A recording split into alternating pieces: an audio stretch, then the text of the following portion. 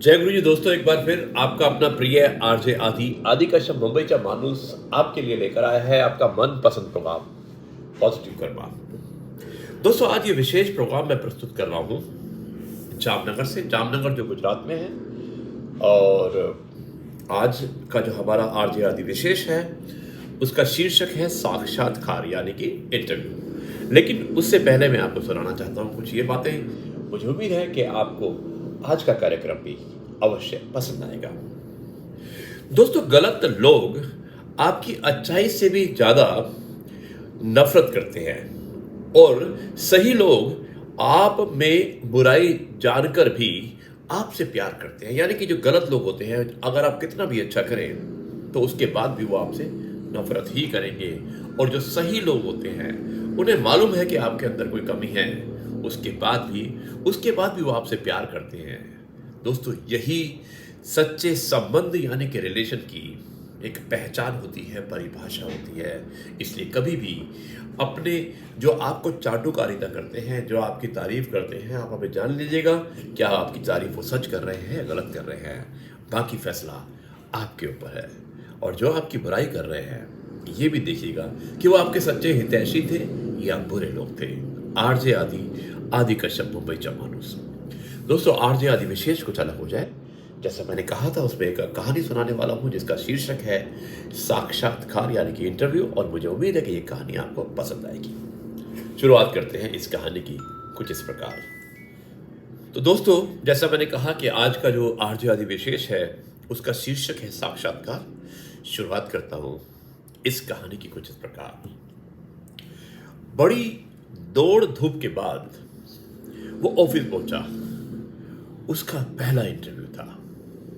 घर से निकलते हुए वो सोच रहा था कि काश इंटरव्यू में वो आज कामयाब हो जाए तो अपने पुश्तैनी मकान को अलविदा कहकर यही शहर में कहीं सेटल हो जाऊंगा।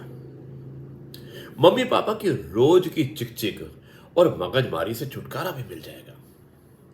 सुबह उठने से लेकर रात को सोने तक होने वाली चिकचिक से परेशान हो गया हूं। जब सोकर उठो तो पहले बिस्तर ठीक करो, फिर बाथरूम जाओ, बाथरूम से निकलो तो फरमान जारी होता है कि नल बंद कर दिया। आपके घर में भी ऐसा ही होता होगा। तौलिया सही जगह पर रखा या यूं ही फेंक दिया। नाश्ता करके घर से निकलो तो भी डांट पड़ती है। पंखा बंद किया या नहीं किया। क्या क्या खड़े खड़े सुन रहे हो। क्या सुने यार। नौकरी मिले तो घर को छोड़ दूं, यही सोच रहा था वो। ऑफिस में बहुत सारे उम्मीदवार बैठे थे, बॉस का इंतजार कर रहे थे। 10 बजे होंगे। उसने देखा पैसेज की बत्ती अभी तक जल रही थी। याद आई तो उसने बत्ती को बुझा दिया। ऑफिस के दरवाजे पर कोई नहीं था। बगल में रखे वाटर कूलर से पानी टपक रहा था। पापा की डांट याद आ गई। पानी बंद कर दिया उसने। बोर्ड पर लिखा था इंटरव्यू दूसरी मंजिल पर होगा। सीढ़ी की लाइट भी जल रही थी। बंद करके आगे बढ़ा तो एक कुर्सी रास्ते में थी। हटाकर ऊपर गया तो देखा पहले से मौजूद उम्मीदवार जाते और फौरन बाहर आते।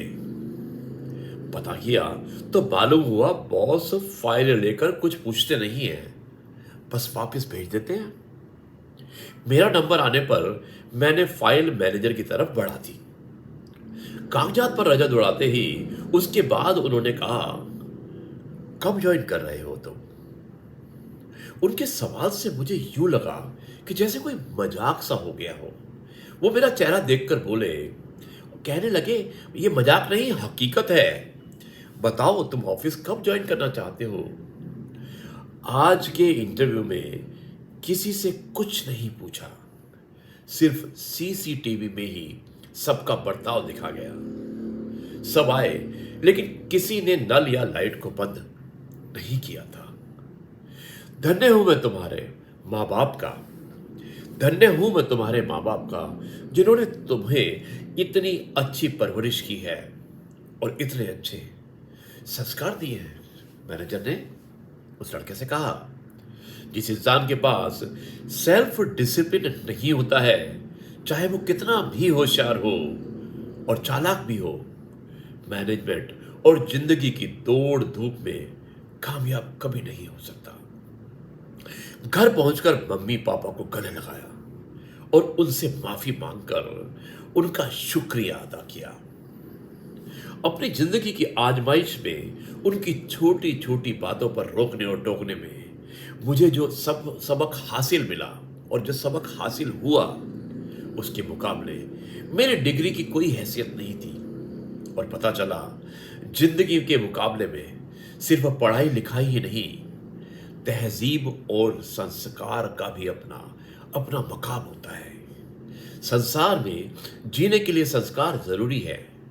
संस्कार के लिए माँ बाप का सम्मान बहुत जरूरी होता है। जिंदगी रहे या ना रहे दोस्तों, जीवित रहने का स्वाभिमान जरूरी होता है।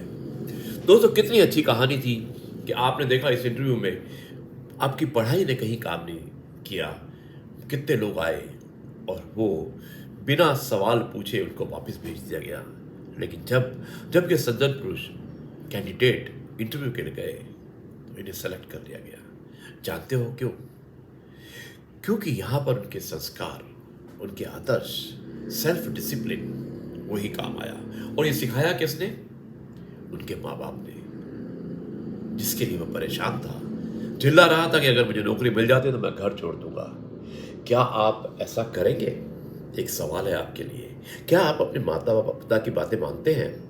और अगर मानते हैं तो क्या आप उनके साथ रहना पसंद करेंगे या उनसे अलग रहना पसंद करेंगे? दोस्तों, ये सवाल था मेरा आपसे। मैं उम्मीद करता हूं कि इस सवाल को अपने भीतर तक टटोलिए और मुझे आपके जवाब का इंतजार रहेगा। मेरा व्हाट्सएप नंबर है 9833880402। अब मैं इस कार्यक्रम को यहीं पर समाप्त करता हूं और आपके जवाब का इंतजार करता हूं। तब तक के लिए कहता हूं नमस्कार, जय हिंद, वंदे मातरम, भारत माता की जय, जय जवान, जय किसान, जय गुरु जी, शुक्राना गुरु जी।